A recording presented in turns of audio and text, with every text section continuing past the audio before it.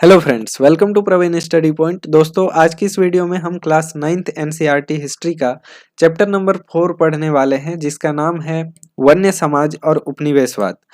दोस्तों, इस चैप्टर में जब अंग्रेजों ने भारत पर शासन किया था तो मतलब भारत को जब उपनिवेश बनाया था तो भारत को कई तरह से प्रभावित किया था। तो उसी संदर्भ में जब औपनिवेशिक काल था भारत के लिए, तो यहाँ के वन्य समाज किस तरह से प्रभावित हुए, ठीक है, उसको यहाँ पर हम इस चैप्टर में पढ़ेंगे पूरे एक स्टोरी के वे में। ठीक है, इसका एक वीडियो हम पहले भी बना चुके हैं जिसमें हम इसके इंट्रोडक्शन और साथ साथ इसका फर्स्ट टॉपिक कर चुके हैं।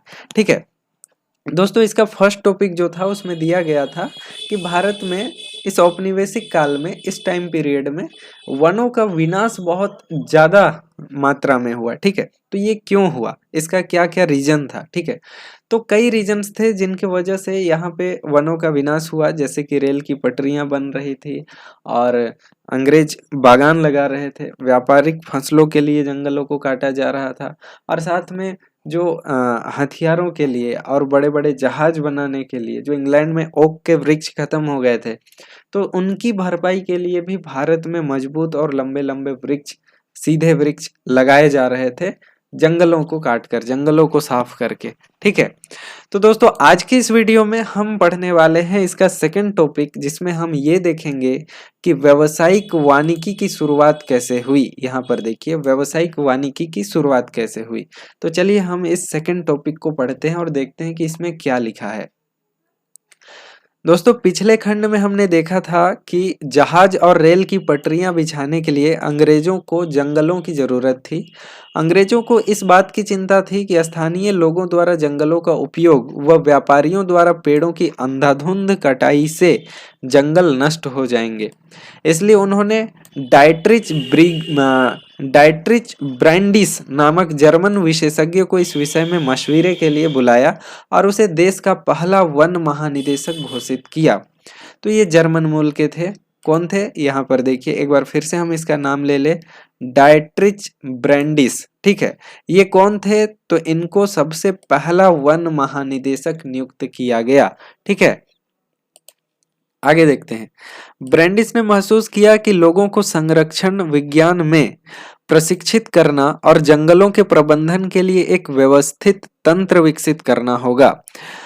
इसके लिए कानूनी मंजूरी की जरूरत पड़ेगी और वन संपदा के उपयोग संबंधी नियम तय करने पड़ेंगे।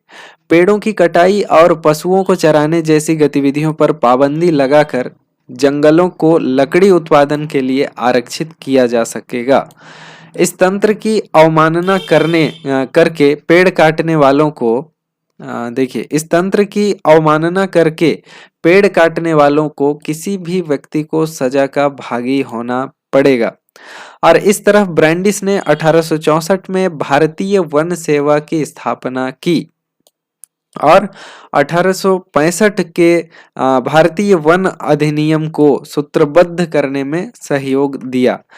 तो यहाँ पर क्या हो रहा है दोस्तों, वो देखिए कि अंग्रेजों ने इस के विशेषज्ञ को बुलाया इस विषय पर मशविरे के लिए कि जो अंधाधुंध कटाई चल रही है या फिर जो स्थानीय लोग हैं वो पेड़ों को काट रहे हैं, इससे इन जंगलों को नुकसान हो रहा है, तो इनका हम किस तरह से यूज कर सकते हैं, इन पर किस तरह के नियम कानून लगा सकते हैं।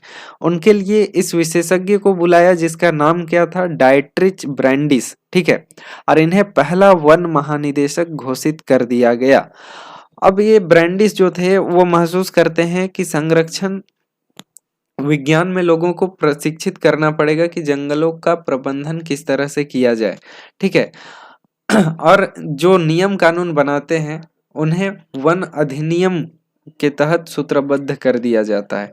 ठीक है, कब किया जाता है, तो 1864 में भारतीय वन सेवा की स्थापना होती है। ठीक है, और 1864 में भारतीय वन सेवा की स्थापना और 1865 में भारतीय वन अधिनियम को सूत्रबद्ध कर दिया जाता है। यहाँ पर इसको हम कलर कर लेते हैं ताकि याद रहे हमें। ठीक है, 1864 इसमें क्या होता है, भारतीय वन सेवा की स्थापना, ठीक है। और 1865 यहाँ क्या होता है, भारतीय वन अधिनियम को सूत्रबद्ध करने के लिए सहयोग दिया गया। अब नेक्स्ट देखिए क्या लिखा गया है यहाँ पर। इंपीरियल फॉरेस्ट रिसर्च इंस्टीट्यूट की स्थापना 1906 में देहरादून में हुई थी और यहाँ जिस पद्धति की शिक्षा दी जाती थी उसे वैज्ञानिक वानिकी कहा गया, ठीक है। यहाँ पर किसकी स्थापना हुई, तो यहाँ पर आप देख सकते हैं इंपीरियल फॉरेस्ट रिसर्च इंस्टीट्यूट, इसको हम रेड कलर कर देते हैं। इंपीरियल फॉरेस्ट रिसर्च इंस्टीट्यूट, इसकी स्थापना कब हुई, तो 1906 में। कहाँ, देहरादून में। यहाँ पर किस तरह की शिक्षा दी जाती थी, वैज्ञानिक वानिकी की। किस तरह की शिक्षा, वैज्ञानिक वानिकी की। तो ये साइंटिफिक फॉरेस्ट्री यानी कि वैज्ञानिक वानिकी ये क्या है वो देखिए। लेकिन आज पारिस्थितिकी विज्ञान आज पारिस्थितिकी विशेषज्ञों सहित ज्यादातर लोग मानते हैं कि यह पद्धति कतई वैज्ञानिक नहीं थी, बिल्कुल भी ये वैज्ञानिक नहीं थी। जिनको ये लोग वैज्ञानिक वानिकी कह रहे थे वो बिल्कुल भी वैज्ञानिक नहीं थी। क्यों नहीं थी वो देखिए। वैज्ञानिक वानिकी के नाम पर विविध प्रजाति वाले प्राकृतिक वनों को काट डाला गया और इनकी जगह सीधी पंक्ति में एक ही किस्म के पेड़ लगा दिए गए और इसे बागान कहा जाता था। वन विभाग के अधिकारियों ने जंगलों का सर्वेक्षण किया और विभिन्न किस्म के पेड़ों वाले क्षेत्र की नापजोख की और वन प्रबंधन के लिए योजनाएं बनाई। उन्होंने यह भी तय किया कि बागान का कितना क्षेत्र प्रतिवर्ष काटा जाएगा और कटाई के बाद खाली जमीन पर पुनः पेड़ लगाए जाने थे, ताकि कुछ ही वर्षों में यह क्षेत्र पुनः कटाई के लिए तैयार हो जाए, ठीक है। और इसको वैज्ञानिक वानिकी कहा जाता था, जहां पर अलग अलग विभिन्न प्रकार के तरह तरह के पेड़ उग रहे। जैसे आज भी हम गांव के जंगलों में जाते हैं तो वहां देखते हैं कि तरह तरह के पेड़ पौधे, अलग अलग किस्म के पेड़ पौधे, वहां जाने से हमें हर तरह की जड़ी बूटियां मिल जाती है, ठीक है। तो लोग वहां से अपना जीवन यापन करते हैं, वहां से अपना संसाधन इकट्ठा करते हैं, खाने पीने की चीजें इकट्ठा करते हैं, जलावन की लकड़ी इकट्ठा करते हैं, दवाइयों के लिए जड़ी बूटियां इकट्ठा करते हैं, दोना पत्तल बनाने के लिए वहां अलग से जो बड़े बड़े पत्ते वाले पेड़ होते हैं उनको वहां से पत्ते तोड़ करके लाते हैं, दोना पत्तल बनाते हैं, ठीक है। तो बहुत सारी चीजें हैं। लेकिन इन्होंने क्या किया साइंटिफिक फॉरेस्ट्री के नाम पे कि ऐसे जंगलों को कटवा कर एक भूमि बना दी गई और वहां पर सीधे और मजबूत वृक्ष जो होते हैं, इस तरह के जो वृक्ष होते हैं उन्हीं को एकदम बागानों की तरह लगा दिया गया, एक ही तरह के वृक्षों को, ताकि इन वृक्षों से वे हथियार बना सके और इन वृक्षों से वे नाव बना सके बड़े बड़े, ठीक है। तो इस तरह की चीजें थी और ताकि उनका उपयोग किया जा सके, जैसे स्लीपर बनाना, नाव बनाना या कहीं भी उस तरह की चीजों की जरूरत हुई तो वो इस तरह के पेड़ों को काट कर ले जाते थे। नेक्स्ट देखिए 1865 में वन अधिनियम के लागू होने के बाद इसमें 2 बार संशोधन किए गए। तो सबसे पहला क्वेश्चन तो आपका यही बनता है, पहला इंपॉर्टेंट क्वेश्चन कि वन अधिनियम कब लागू किया गया, तो 1865 में वन अधिनियम लागू किया गया और उसके बाद इसमें संशोधन भी हुए। यहाँ देखिए सबसे पहला संशोधन कब हुआ, 1878 और दूसरा संशोधन कब हुआ, तो 1927। अब 1878 में जो संशोधन हुआ वो क्या हुआ वो देखिए। 1878 वाले अधिनियम में जंगलों को 3 श्रेणियों में बांटा गया। कोई भी जंगल था उसको 3 भाग में बांट दिया गया, पहला आरक्षित, दूसरा को सुरक्षित और तीसरा को ग्रामीण, ठीक है। अब ये जो आरक्षित वन थे उनको सबसे अच्छे जंगलों का दर्जा दिया गया। रुकिए इसको हम मिटा लेते हैं। हाँ यहाँ देखिए जो आरक्षित वन थे उनको सबसे अच्छे जंगलों को आरक्षित वन कहा गया और बाकी जो थे वो सुरक्षित और ग्रामीण थे। गांव वाले इन जंगलों में अपने उपयोग के लिए कुछ भी नहीं ला सकते थे। ये जो सबसे अच्छे जंगल थे जिनको आरक्षित वन कहा गया, वहां से गांव वाले जो है वो अपने उपयोग के लिए कुछ भी चीजें नहीं ला सकते थे। वे घर बनाने या ईंधन के लिए केवल सुरक्षित या फिर ग्रामीण वनों से ही लकड़ी ला सकते थे, नहीं तो आरक्षित वन से नहीं ला सकते थे। इस तरह की चीजें की गई। 1878 के जो अधिनियम में जो सुधार हुआ था उसमें ये चीज किया गया। और फोर्स भी लगा दिया गया यहाँ पर 1864 में ही यहाँ पर फोर्स लगा दिया गया। फोर्स लगाने का मतलब है भारतीय वन सेवा की स्थापना की गई। नेक्स्ट यहाँ पर आपको सेकंड टॉपिक दिया गया है और वहाँ आपको कहा जा रहा है लोगों का जीवन कैसे प्रभावित हुआ। ठीक है, यहाँ पर जो व्यावसायिक वानिकी शुरू हुई उससे लोगों का जीवन कैसे प्रभावित हुआ उसके बारे में यहाँ दिया गया है। देखिए, एक अच्छा जंगल कैसा होना चाहिए इसके बारे में वनपालों और ग्रामीणों के बहुत अलग अलग विचार थे। मतलब अगर आप ग्रामीणों से पूछेंगे कि एक अच्छा वन कैसा होना चाहिए तो उनके विचार आपको अलग मिलेंगे।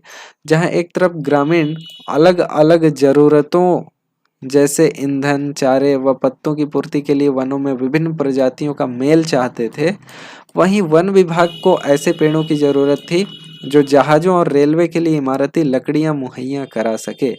ऐसी लकड़ियां जो सख्त, लंबी और सीधी हो। इसलिए सागौन और साल जैसी प्रजातियों को प्रोत्साहित किया गया और दूसरी किस्में काट डाली गई। यहाँ आप देख सकते हैं कि जो लोग स्थानीय लोग हैं उनको किस तरह के वनों की जरूरत है। तो दोनों का नजरिया बहुत अलग था। जो स्थानीय लोग थे वो ऐसे वन चाहते थे जिसमें हर तरह के पेड़ पौधे हों, जिससे हम अपनी जरूरतों को पूरा कर सकें। ठीक है, लेकिन अगर आप वही चीज अंग्रेजों से पूछेंगे, वनपालों से पूछेंगे, तो वे कहते थे उनको ऐसे जंगलों की जरूरत थी जिसमें लकड़ियां जो है, जो पेड़ हो वो सीधे, मजबूत और लंबे हो। ठीक है, ताकि उनका इस्तेमाल रेल की पटरियां बनाने में, इमारतें बनाने में और जहाज आदि बनाने में हो सके। ठीक है, उनका उपयोग यहाँ हो सके। तो इस तरह की चीजें थी। वन्य इलाकों में लोग कंद मूल, फल, पत्ते आदि वन उत्पादों का भी विभिन्न जरूरतों के लिए उपयोग करते थे। फल और कंद अत्यंत पोषक खाद्य हैं और विशेषकर मानसून के दौरान जब फसल कटकर घर न आई हो, दवाओं के लिए जड़ी बूटियों का इस्तेमाल होता है। ठीक है, तो ये सब चीजें हैं, कंद मूल, फल, पत्ते और फिर अलग अलग जैसे कि दवाओं के लिए अलग अलग जड़ी बूटियां, ये सभी चीजें हमें जंगलों से मिल जाती थी। ठीक है, वन्य इलाकों में जो लोग रहते थे, लकड़ी का प्रयोग हल जैसे खेती के औजार बनाने के लिए किया जाता था। बांस से बेहतरीन बाड़े बनाई जा सकती थी। मतलब हम घेरा जो बनाते हैं ना, तो बांस से बनाते हैं। तो और देखिए, और इसका उपयोग छतरी, टोकरी आदि भी बनाने में किया जा सकता था। सूखे हुए कुम्हड़े के खोल का प्रयोग पानी की बोतल के रूप में किया जा सकता था। ठीक है, जंगलों में लगभग सब कुछ उपलब्ध है। पत्तों को जोड़ जोड़ कर खाओ फेंको किस्म के पत्तल और दाने मतलब खाओ फेंको किस्म के पत्तल और दोने बनाए जा सकते थे। सियादी की लताओं से रस्सी बनाई जाती थी और सेमूर यानी सूती रेशम, सेमूर की कांटेदार छाल पर सब्जियां छीली जा सकती थी। महुए के पेड़ पर खाना पकाने के लिए और रोशनी के लिए तेल निकाला जा सकता था। ठीक है, महुए के पेड़ से। तो इस तरह की बहुत अलग अलग जरूरतें भी एक ही जंगल से पूरी की जा सकती थी, क्योंकि वहाँ तरह तरह के पेड़ पौधे होते थे। और इसीलिए स्थानीय लोग चाहते थे कि जो जंगल होना चाहिए वो इसी तरह का होना चाहिए, जिससे विभिन्न जरूरतें जो है वो पूरी हो सके। ठीक है, हमारा जीवन यापन जो है वो ठीक तरीके से हो पाए। अब पूरे जंगल में सिर्फ सागौन का पेड़ रहेगा तो वहां जाकर क्या करेंगे? वहां जाकर भी उन्हें कुछ फायदा नहीं होगा। ठीक है, वहां से उन्हें कुछ संसाधन मिलेगा ही नहीं अपने यूज के लिए। उनका यूज तो अंग्रेज कर सकते हैं, लकड़ी, जहाज बनाने के लिए, रेल की पटरियां बनाने के लिए। ठीक है, नेक्स्ट देखिए, वन अधिनियम के चलते देश भर में गांव वालों की मुश्किलें बढ़ गई। इस कानून के बाद घर के लिए लकड़ी काटना, पशुओं को चराना, कंद मूल फल इकट्ठा करना आदि रोजमर्रा की गतिविधियां गैर कानूनी बना दी गई। मतलब अब ये सब लीगल नहीं रहा ना कि जंगल में जाकर पेड़ काटो या फिर लकड़ी इकट्ठा करो, कंदमूल इकट्ठा करो। ये सब रोजमर्रा की जो चीजें थी गांव वालों के लिए, अब ये गैर कानूनी हो गई। अब उनके पास जंगलों से लकड़ी चुराने के अलावा दूसरा कोई चारा नहीं बचा और पकड़े जाने की स्थिति में वे वन रक्षकों की दया पर होते थे, जो उनसे बहुत ज्यादा घूस ऐंठते थे। फिर भी जाते थे, क्योंकि जीने खाने के लिए क्या करना पड़ेगा, जाना पड़ेगा जंगलों में, जाते थे। लेकिन पकड़े जाते थे तो जो वन रक्षक है, पुलिस जो था वहां पे, फोर्स, वो पैसा ऐंठता था, बहुत ज्यादा घूस लेते थे। जलावनी लकड़ी एकत्र करने वाली औरतें विशेष तौर से परेशान रहने लगी और मुफ्त खाने पीने की मांग करने वाले लोगों को तंग करना पुलिस और जंगल के चौकीदारों की सामान्य बात बन गई। अब पुलिस और जो चौकीदार थे जंगल के, वे इन लोगों को तंग करने लगे। ठीक है, अब देखिए नेक्स्ट टॉपिक है वनों के नियमन से खेती कैसे प्रभावित हुई। वन्य समाज जो था वो किस तरह से प्रभावित हुआ वो तो हमने देखा इस वन अधिनियम के बाद, 1864 का वन अधिनियम के बाद। लेकिन वनों के नियमन से खेती कैसे प्रभावित हुई वो देखिए। यूरोपीय उपनिवेशवाद का सबसे गहरा प्रभाव झूम खेती या फिर घुमंतू खेती पर भी दिखाई देता है। एशिया, अफ्रीका व दक्षिण अफ्रीका के अनेक भागों में यह खेती का एक परंपरागत तरीका है। तो लगभग सभी जगह ये खेती की जाती है। इसके कई स्थानीय नाम है, मतलब खेती तो इसी तरह की होती है लेकिन हर जगह इसको अलग अलग नामों से जाना जाता है। जैसे दक्षिण पूर्व एशिया में लादिंग, मध्य अमेरिका में मिल्पा, अमेरिका में चितमैन या फिर तावी और श्रीलंका में चेना के नाम से जाना जाता है। हिंदुस्तान में घुमंतू खेती के लिए धया, पेंदा, बेवर, नेवड़, झूम, पोडू, खंदाद और कुमरी ऐसे ही कुछ स्थानीय नाम है। ठीक है, घुमंतू कृषि के लिए जंगल के कुछ भागों को बारी बारी से काटा और जलाया जाता है। मानसून की पहली बारिश के बाद इस राख में बीज बो दिए जाते हैं और अक्टूबर नवंबर में फसल काटी जाती है। इन खेतों पर 2-1 साल खेती करने के बाद इन्हें 12 से 18 साल तक के लिए परती छोड़ दिया जाता है, जिनसे वहां फिर से जंगल पनप जाए। और इन भूखंडों में मिश्रित फसलें उगाई जाती है, जैसे मध्य भारत और अफ्रीका में ज्वार बाजरा, ब्राजील में कसावा और लैटिन अमेरिका के अन्य भागों में मक्का व फलियां। ठीक है, तो इस तरह की चीजें हैं। झूम खेती क्या है, तो लोग खेती करते हैं, उसके बाद जब वहाँ काम खत्म हो जाता है तो उसको परती छोड़ के दूसरे जगह चले जाते हैं, ताकि वहाँ फिर से 10-12 साल 18 साल में फिर से उसी तरह के वन निकल आए। यूरोपीय वन रक्षकों की नज़र में यह तरीका जंगलों के लिए नुकसानदेह था और उन्होंने महसूस किया कि जहां कुछ एक सालों के अंतर पर खेती की जा रही हो, ऐसी जमीन पर रेलवे के लिए इमारती लकड़ी वाले पेड़ नहीं उगाए जा सकते। ठीक है, इसीलिए साथ ही जंगल जलते समय बाकी बेशकीमती पेड़ों को पर जो फैलती लपटें हैं, उन लपटों की चपेट में भी आ सकता है जो बेशकीमती पेड़ है वो सब। और यहाँ देखिए, घुमंतू खेती के कारण सरकार के लिए लगान का हिसाब रखना भी मुश्किल था। इसलिए सरकार ने घुमंतू खेती पर रोक लगाने का फैसला किया और इसके परिणाम स्वरूप अनेक समुदायों को जंगलों में उनके घरों से जबरन विस्थापित कर दिया गया। कुछ को अपना पेशा बदलना पड़ा तो कुछ छोटे बड़े विद्रोहों के जरिए प्रतिरोध करने लगे। शिकार की आज़ादी किसे थी, नेक्स्ट टॉपिक है। ठीक है, यहाँ देखिए, जंगल संबंधी नए कानून व वनवासियों के जीवन को एक और तरह से प्रभावित किया गया। वन कानूनों के पहले जंगलों में या उनके आसपास रहने वाले बहुत सारे लोग हिरन, तीतर जैसे छोटे मोटे शिकार करके जीवन यापन करते थे। यह पारंपरिक प्रथा अब गैर कानूनी हो गई थी। शिकार करते हुए पकड़े जाने के वालों को अवैध शिकार के लिए दंडित किया जाने लगा था। जहां एक तरफ वन कानूनों ने लोगों को शिकार के परंपरागत अधिकार से वंचित किया था, वहीं बड़े जानवरों का आखेट एक खेल बन गया था। स्थानीय लोगों को तो वे लोग अपने जीवन यापन के लिए शिकार करते थे, छोटे मोटे, कभी कुछ मार दिया छोटे मोटे जानवर को, और वे खाकर जीवन यापन करते थे। लेकिन अब क्या है, उसको इलीगल करके खुद बड़े बड़े जानवरों को शिकार खेलने के लिए जाते थे जो सरकारी अफसर थे वे लोग। अब देखिए, हिंदुस्तान में बाघों और दूसरे जानवरों का शिकार करना सदियों से दरबारी और नवाबी संस्कृति का हिस्सा रहा है। राजा महाराजा लोग शिकार खेलने के लिए निकलते थे। ठीक है, अनेक मुगल कलाकृतियों में शहजादों और सम्राटों को शिकार का मजा लेते हुए दिखाया गया है। किंतु औपनिवेशिक शासन के दौरान शिकार का चलन इस पैमाने तक बढ़ा कि कई प्रजातियां लगभग पूरी तरह लुप्त हो गई। अंग्रेजों की नज़र में बड़े जानवर जंगली बर्बर और आदि समाज के प्रतीक चिन्ह थे। उनका मानना था कि खतरनाक जानवरों को मारकर वे हिंदुस्तान को सभ्य बनाएंगे। बाघ, भेड़िए और दूसरे बड़े जानवरों के शिकार पर यह कहकर इनाम दिए गए कि इनसे किसानों को खतरा है।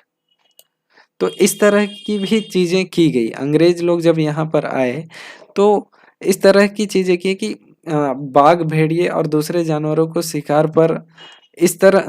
पर यह कहकर इनाम दिया गया, मतलब उनका शिकार करो और उसके लिए इनाम लो, ये कहा अंग्रेजों ने।